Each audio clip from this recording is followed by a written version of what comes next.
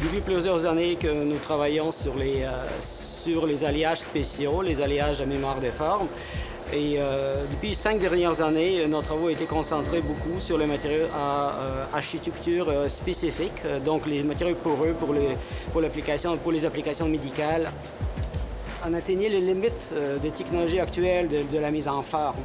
Donc, on se devait de se doter d'autres outils technologiques et les technologies additives tombent au point par rapport à ça, parce que ça nous permet, à partir d'un modèle numérique, créer des structures de toute complexité imaginable à partir de matériaux aussi différents.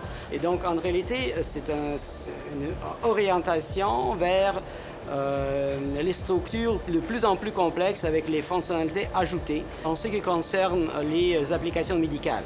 Donc, il y a deux aspects à souligner. Le premier, c'est la personnalisation. En réalité, on peut créer une pièce qui reproduit exactement ce dont le patient a besoin en termes de la géométrie. C'est la première chose.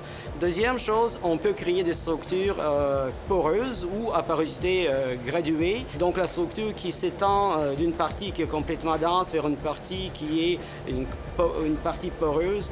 La première permet un certain support structural, l'autre permet une pénétration, une fixation des tissus à l'intérieur de l'implant. Donc on peut combiner le matériau métallique pour offrir un certain support avec un matériau céramique qui va être résorbé et donc permettre donc, le remplacement des grandes pertes osseuses dans les cas des traumas ou de maladies dégénératives comme le cancer, etc., etc. Dans le domaine aéronautique, l'utilité de ces technologies-là, c'est de profiter du potentiel de complexification des pièces, de la complexité des pièces qui vient sans coût ajouté, contrairement aux autres procédés. En plus, on peut créer les pièces optimisées du point de vue structural. On parle d'optimisation généralement géométrique ou topologique.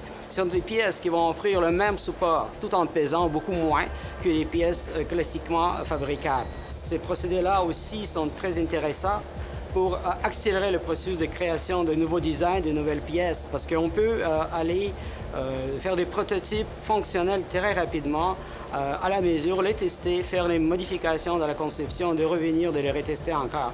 Donc on peut raccourcir ainsi la voie vers le marché.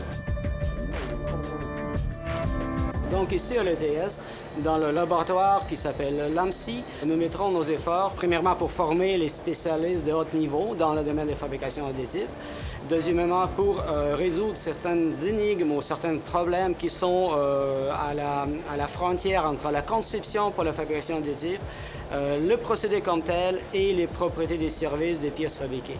Et bien entendu, le transfert technologique. Alors on va essayer d'appuyer les industries locales dans leur si vous voulez, recherche de nouvelles technologies, de nouvelles possibilités technologiques pour améliorer leur sort, tant au niveau canadien qu'international.